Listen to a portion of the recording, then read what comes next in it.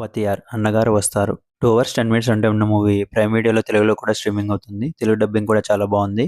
తమిళ్‌లో సంక్రాంతికి రిలీజ్ అయ్యి డిజాస్టర్ టాక్ తెచ్చుకుంది.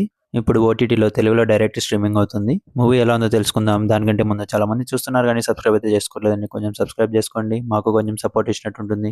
మూవీ నాకైతే అస్సలు నచ్చలేదు. కొంచెం కూడా ఇంట్రెస్టింగ్‌గా లేదు. ఇప్పటివరకు మూవీ ఎవరైనా చూడకుండా ఉంటే అస్సలు చూడొద్దు. స్కిప్ చేసేయండి. మూవీ చూసిన తర్వాత అసలు కార్తీ ఏంటి ఇలాంటి మూవీ చేశాడని ప్రతి ఒక్కరు అనుకుంటారు. స్టోరీ విషయానికొస్తే రాజ్ కిరణ్‌కి అన్నగారు అంటే చాలా అభిమానం. అన్నగారు స్వర్గస్థులైన రోజే తనకి మనవడు పుడతాడు. అన్నగారి అంశతో పుట్టిన తన మనవడిని ఎంతో గొప్పగా పెంచాలనుకుంటాడు. అదే ఉద్దేశంతోనే తన మనవడిని ఒక అధికారిగా చూడాలనుకుంటాడు. పెద్దయిన తర్వాత రామారావు అలియాస్ కార్తీ తన తాతయ్య కోరిక మేరకు పోలీస్ అవుతాడు. పోలీస్ అయిన తర్వాత రాజకీయ నాయకులతో కలిసి అవినీతి చేస్తూ ఉంటాడు. తన మనవడి గురించి తెలుసుకున్న తాతయ్యకు ఏమైంది, అసలు అన్నగారి ఆత్మ హీరో శరీరంలోకి ఎలా వస్తుంది, ఎందుకు వస్తుంది, హీరో శరీరంలోకి అన్నగారి ఆత్మ ప్రవేశించిన తర్వాత ఏం చేస్తుంది అనేది remaining story. Movie starting hero క్యారెక్టరైజేషన్తో వచ్చే సీన్స్ చాలా బాగుంటాయి. స్టార్ట్ అయిన ఒక 20 మినిట్స్ తర్వాత వచ్చే ప్రతి ఒక్క సీన్ కూడా మనకు ఒక పరీక్ష లాంటిదే. అసలు హీరోయిన్ క్యారెక్టరే అవసరం లేదు.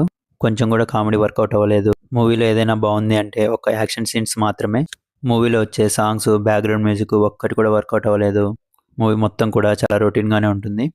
పర్ఫార్మెన్సెస్ విషయానికి వస్తే కార్తీ గారు చాలా బాగా చేశారు. ఆయన క్యారెక్టరైజేషన్ ఈ మూవీకి హైలైట్గా ఉంటుంది. అలాగే తనకి తాతగా చేసిన రాజ్ కిరణ్ గారు కూడా పర్వాలేదనిపిస్తారు. ఫైనల్ వర్డిక్ట్ ఏంటంటే ఈ మూవీని చూడకపోవడమే మంచిది. స్కిప్ చేసేయండి.